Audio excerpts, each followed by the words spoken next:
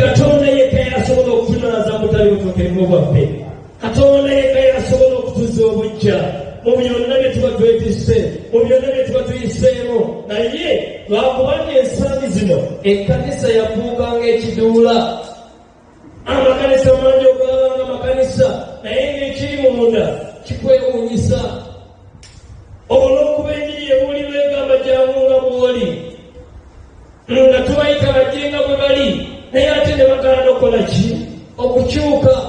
So nga batutuuka eno tujja nga bwe tuli naye nga twetaaga okukyuka. Kyekino Dawudi kyayogerako nti onnaalize ddala, otukuze n'essuubu nange ennaaba mulungi, onnaaze nange ennaaba mutukuvu okusinga omuzira, ompulize essanyu n'okwesiima, amagumba ge wamenya gasanyuke. Katonda tasobola kukolera w'atayaniriziddwa. Omwoyo omutukuvu tasobola kukolera w'atayaniriziddwa. Naye kasita omwaniriza, kasita weetukuza, akolera mugwe kubanga mutukuvu era akolera watukuvu. Abooluganda, tusabe nga Dawudi bwe yasaba. Twegayirire Katonda olw'okuba tuwulira enjiri y'ekisa. Ekisa kya Mukama kimala, ekisa kya Mukama kimala. Ne twonoona ne tuteenenya kubanga ekisa weekiri, Yesu weekiri, naye ebivaamu oba consequences nazo zisigala. Mukama yeebazibwe nnyo. Ye Katonda ajja kusonyiwa, ajja kusonyiwa obutali butuukirivu bwo, naye ebiri ebirala ebiddirira byo bijja kusigala ng'okola ki? Ogenda nabyo. Naye tusabe nga Dawudi bwe yasaba. N'agamba ontondemu omutima omulongoofu, Ayi Katonda, onzemu omwoyo omulungi munda yange.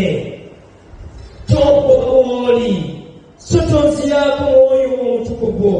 Onkomezeewo essanyu ery'obulokozi bwo, onyweze n'omwoyo ogw'eddembe, ne ndyoka njigiriza amakubo go aboonoonyi. Mukama bw'amala okutukolera ebyo byonna, bw'amala okutusonyiwa, bw'amala okutuzza obujja, bw'amala okutuzimba, n'azimba emitima gyaffe, ate ayagala tuyigirize abalala. Mukama yeebazibwe. Are you ready to do that? Are you ready to stand in the gap?